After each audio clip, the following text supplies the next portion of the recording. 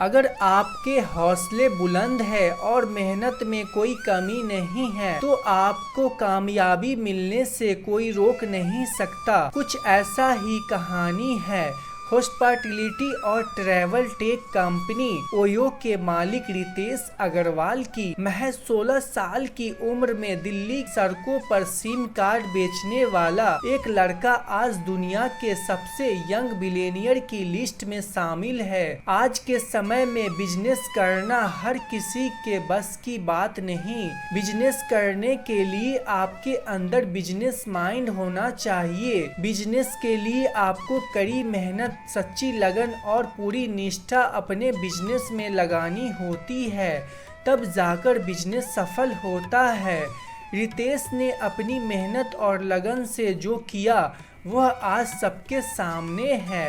रितेश अग्रवाल की company OYO साल 2008 में यूनिकॉर्न बन गई थी। हुरून रिच लिस्ट 2020 में ओयो के फाउंडर रितेश अग्रवाल को भी जगह मिली थी। तब उनकी नेटवर्थ 110 करोड़ डॉलर की थी। आज दुनिया के 80 देशों के 80 शहरों में रितेश का होटल कारोबार है और छोटी सी उम्र में करीब 9,000 करोड़ रुपए की कंपनी के मालिक बन चुके हैं। आइए आपको बताते हैं रितेश ने जिंदगी में इतनी सफलता कैसे हासिल की है। रितेश अग्रवाल का जन्म 16 नवंबर 1993 को उड़ीसा के कटक के विषम में साधारण मारवाड़ी परिवार में हुआ था। रितेश के माता पिता चाहते थे कि वह पढ़ लिख कर अच्छी जॉब करे, लेकिन रितेश का दिमाग हमेशा से अपना काम शुरू करने की तरफ रहा। रितेश आगे की पढ़ाई के लिए दिल्ली चले गए। 17 साल की उम्र में उन्होंने कम दामों में होटल बुकिंग के लिए एक पोर्टल खोला जिसका नाम ओरावेल स्टेज था। बिजनेस में जुनूनी होने के चलते ही उन्होंने अपना कॉलेज बीच में ही छोड़ दिया था। उन्होंने घर वालों को यह बात नहीं बताई। वह दिल्ली में रहने व अपना खर्च चलाने के लिए सिम कार्ड तक बेचने लगे। कॉलेज ड्रॉप आउट करने का एक फायदा यह हुआ कि उन्हें साल 2013 में प्रतिष्ठित थियल फेलोशिप के तहत $1 लाख की फंडिंग मिल गई। अग्रवाल यह फंडिंग पाने वाले पहले भारतीय थे। यह फंडिंग उन्हीं लोगों को मिलती है जिन्होंने कॉलेज ड्रॉप आउट किया हो और जिनकी उम्र 20 साल से कम हो। अग्रवाल ने इस पैसे का इस्तेमाल ओयो को खड़ा करने में की।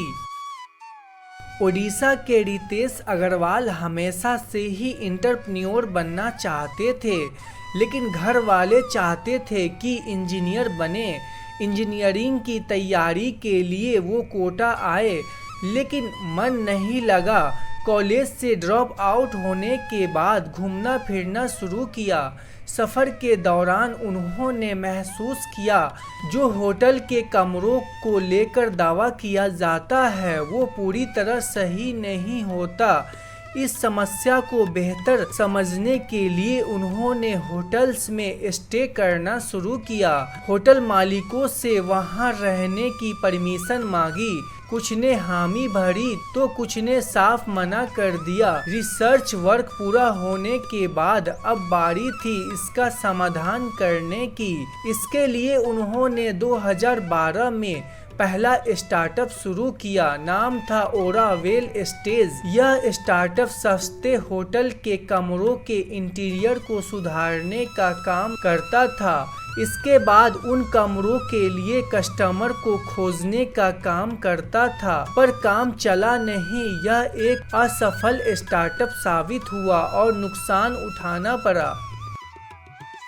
साल 2013 में रितेश अग्रवाल ने अपना स्टार्टअप ओरावेल स्टेज लॉन्च किया, जो एक ऐसा प्लेटफॉर्म था यात्रियों को भारत में किफ़ायती एकोमोडेशन से जोड़ता था, लेकिन वो सफलता नहीं मिल पा रही थी। वो समझ गए थे इस नाम के साथ लोगों को खुद कनेक्ट नहीं कर पा रहे हैं, इसलिए उन्होंने साल 2015 में अपनी कंपनी का नाम बदलकर ओयो रूम्स कर दिया।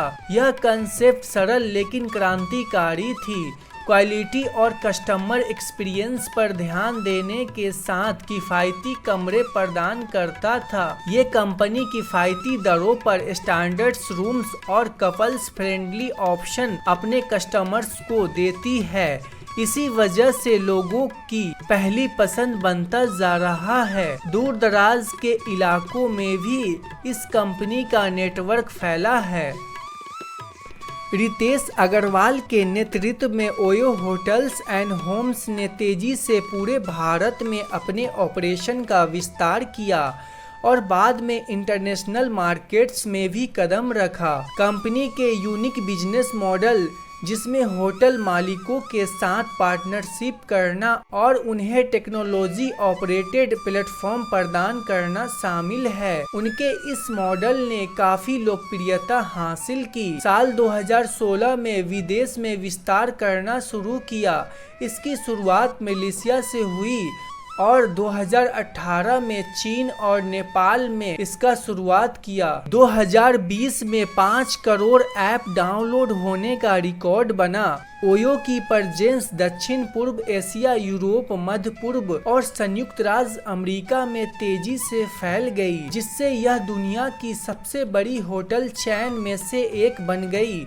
रितेश अग्रवाल की संपत्ति की बात करें तो उनका नेटवर्थ करीब 1.1 अरब डॉलर यानी 7253 करोड़ रुपए है। ओयो की गिनती तेजी से बढ़ते बिजनेस में हो रही है। देश के अलावा विदेशों में इसका नेटवर्क फैल रहा है। रितेश अग्रवाल की एंटरप्रेन्योरशिप की उपलब्धियों पर किसी का ध्यान नहीं गया। उन्हें कई पुरस्कारों से सम्मानित किया गया है, जिसमें 2018 और 2020 में फोर्ब्स की 30 अंडर 30 सूची में शामिल होना। रितेश अग्रवाल के दूरदर्शी नेतृत्व और हॉस्पिटैलिटी के लिए इनोवेशन से उन्हें दुनिया भर में इंडस्ट्री के साथियों और एक्सपर्ट्स से सम्मान और प्रशंसा मिली है।